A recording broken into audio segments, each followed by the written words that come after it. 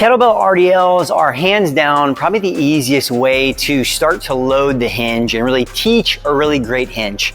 And the main reason that is because where the weight sits, all right? The weight ends up somewhat sitting inside of like what we call your base of support. Okay, so different than if I'm doing an RDL, Romanian deadlift, hips back from the top down. Different than with a dumbbell or a barbell. The dumbbell and the barbell sit slightly outside the body. Kettlebell, you can really get right around, and that's one of the reasons that I really love to start out with it. And for a lot of people, until they really develop the strength in the posterior chain, it's a really great hinge movement to load. So starting out, easiest way to teach our start position really is going to be in context to standing around and over the kettlebell. Okay, so kettlebell position, easiest thing, if you were to look down in between your ankles, we kind of want to start out in somewhat of like an anatomical position. It's going to be a little different position than, let's say, someone might goblet squat in, which may end up being slightly wider than hip width, maybe toes out a little bit. Okay, we could deadlift a kettlebell in that position, but for the RDL, I like to teach a slightly narrower position, maybe somewhat just right in line with the hips, okay?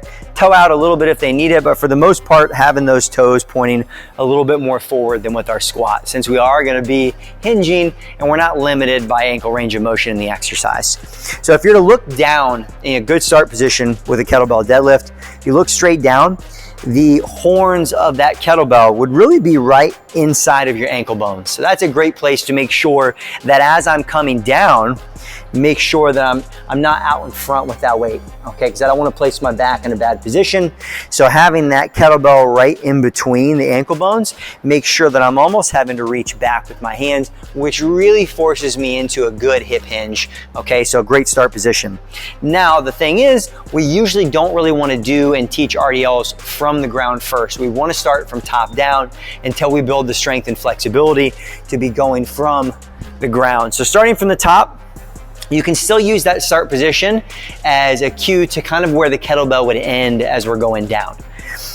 Maintain good position in the shoulders. That would be rolling those shoulders back. We want to make sure that as we're dropping down into the movement, we don't lose that integrity in our shoulder position. So you can call it Superman, Superwoman, whatever. Shoulders are back, they're going to be down, everything's engaged. And that way we're only going to move from those hips.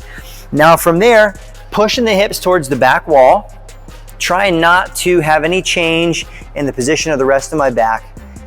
And if I were to set that kettlebell down to the ground, it would go right inside the ankle. I'm not going to. I'm only going to go to hands right below the knee, maybe that wrist bone in line with my knee. This is going to be dictated by limb length and flexibility for most people, but you'll find that there's not a ton of additional added benefit of going much further than, let's say, like mid shin for most people, okay? So even if I can drop down here flexibility wise, it just places me at a less advantageous, I'm not as in as much of a mechanical advantage to really be engaging my hamstrings and my glutes, and I just find it puts the low back at a greater risk, so it's not worth it.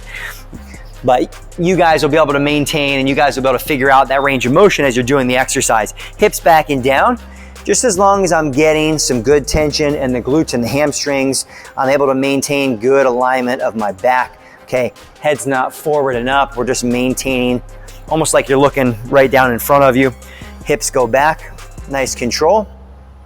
And you guys can see here too, I'm not locked out, okay? So the days of the stiff leg deadlift, okay? Now, if we're really trying to just address the hamstrings, an exercise you'll still find in the bodybuilding world, I don't find that it's the best exercise to use with clients or with myself.